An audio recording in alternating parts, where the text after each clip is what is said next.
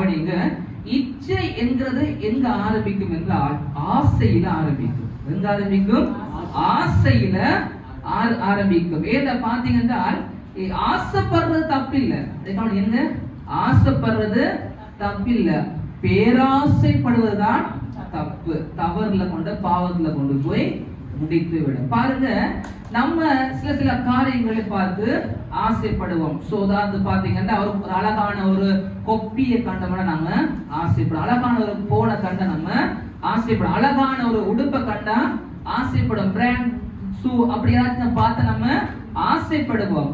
ஆனால் அந்த ஆசை பேராசையாக ஒரு நாள் நம்முடைய வாழ்க்கையில வந்துடக்கூடாது. பேராசை வந்து விட்டோம் என்றால் நாங்கள் மடிந்து போய்விடுவோம், பாவத்துக்குள் போய்விடுவோம். ஒரு கதை ஒன்று ஞாபகம் வருது.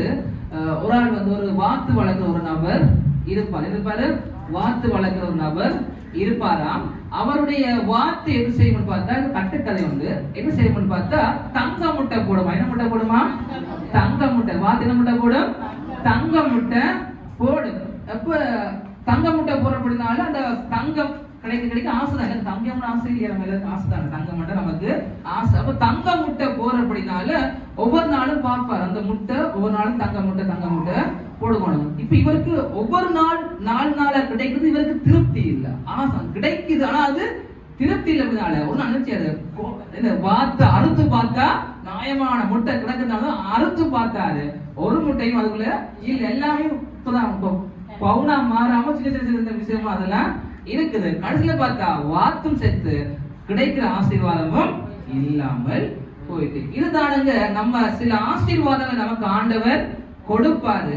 அந்த ஆசீர்வாதம் கிடைக்கும் பொழுது நாம் அப்படியே பெற்றுக்கொண்டே இருக்கணும்.